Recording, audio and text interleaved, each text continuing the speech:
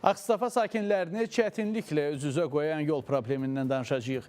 Şəhəri iki hissəyə bölən dəmir yolu sakinlərin yolu əks tərəfə keçməsinə çətinlik yaradır.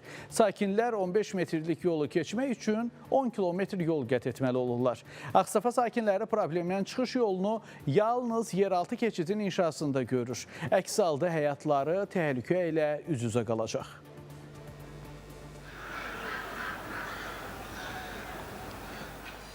Söhbət Ağstafa şəhərini iki hissəyə ayıran dəmir yolundan gedir. Dəmir yolunun alt hissəsi Rafael Əsədov, üst hissəsi isə 20 yanvar küçəsidir. Dəmir yolunun bir tərəfində yaşayan sakinlər avtomobillə digər tərəfə keçmək üçün kilometrlərlə yol qət etməli olurlar. Piyadalar isə həyatlarını təhlükəyə ataraq xətlərin üzərindən keçməli olurlar.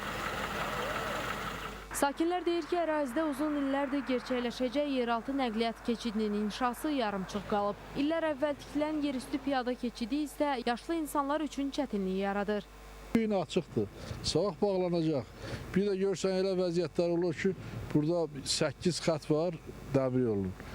6-sı 7-si tutulubdur düz o yolun başına qədər. Bu yaşlı adamlar neynəsin? Bu uşaqlar neynəsin? Buradan belə yeraltı yol mütləq lazımdır. Çünki yuxarıda şey var. Nədir keçid? Körpü var. Cəmaət o körpüdən çıxmır, düşmür. Buradan yeraltı yol olsa çox məsləhəti var. Bu lazımdır ki, buradan yeraltı keçid olsa lap yaxşı olar. Elə əhaliyə də, maşın üçün də. Yaşlı qadınlar keçə bilmir.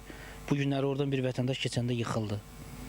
Onun bəri keçməyi onun üçün problemdir. Oradan nətər keçsin, yuxarı keçsin. Ağstafa sakini Telman Qəhrəmanovun sözlərinə görə operativ nəqliyyat vasitələri hər hansı hadisə çağrışına çıxarkən də uzaq məsafə qət etməlidir ki, hadisə yerinə çatsın. Bu isə bəzən acı nəticələrlə sonlanır. 65 yaşım var. Mənim gördüyüm, tanıdığım, bildiyim bir 7-8 nəfər ayaqları kəsilib bu dəmir yolunda poyezin altından keçdiyinə görə.